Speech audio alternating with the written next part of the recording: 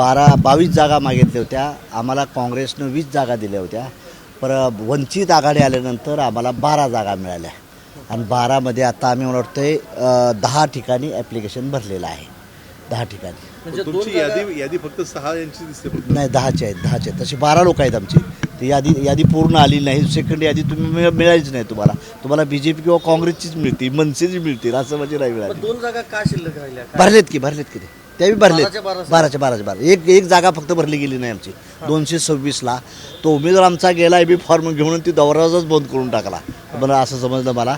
त्यामुळे तिथला फक्त एक भरलेली नाही आमच्या. पण मला सांगा, आता वंचित आणि काँग्रेसची जी युती होती, आघाडी होती, त्यामध्ये 21 जागा परत त्यांनी दिल्या. पण आता 13-14 जागा अशा आहेत की जिथं काँग्रेसचाही उमेदवार नाही, वंचितचाही उमेदवार नाही. नाही, तिथं काय झालं की काही ठिकाणी वंचितनं माझ्या जागेवर भरलेले आहेत. जी मला जागा सोडलेली आहे ती बी भरलेली आहे काँग्रेस वंचितवाल्यांनी. ती ॲक्च्युली जागा मला काँग्रेसनं सोडलेली आहे. तिथे एका ठिकाणी 133ला माझी सीट विनिंग आहे. तिथंच जागा वंचितनं भरलेली आहे. मी आता वर्षात आहे 133मध्ये. आता काय होणार तिथं वर्षात आहे म्हणले ते हर्षवर्धन सपकाळ म्हणले आम्ही त्यांना काढायला होतो तिथलं म्हणून. आणि 142 आणि 109मध्ये काँग्रेसनं माझ्या जागेवर भरलेलं आहे. ती वर्षात आहे म्हणली की रिटर्न घेतो. म्हणजे मला जागा सोडलेल्या आहे तर राज्यसभाच्या. मी म्हटलं युती मला हे करावी लागेल. हे असं असेल तर मी जागा लिमिटेड मागितल्या होत्या. मी असं हे केलं नव्हतं की जिथं माझं ताकद आहे. पण दुर्दैव एक घडलं की मी ज्या ठिकाणी मला मागितलं होतं तिथं काँग्रेस सोडायला तयार नव्हती. पण शेवटी काँग्रेसनं सोडल्या होत्या. ठरवून झालंय की काय मला काहीच माहीत नाही. माझा आणि काँग्रेसची चर्चा चाललेली होती.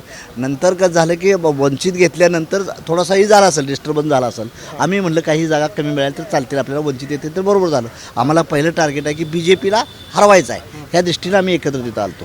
त्यामुळे प्रकाश आंबेडकर येत असेल तर स्वागत आहे म्हटलं. म्हणजे मी 10 जागा कमी घेतल्या. त्यामुळे मी म्हटलं स्वतः हर्षवर्धन सपकाळांनी वर्षात यायला म्हटलं की 5-10 जागा कमी झाल्या तर चालतील, आमचं येऊ द्याले तर.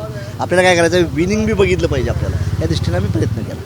पण आता प्रचाराचं काही ठरलंय? प्रचार कसं आता होईल ना, उद्या 2ला ज्यावेळेस रिझल्ट सर्व आकडेवारी कळेल. आता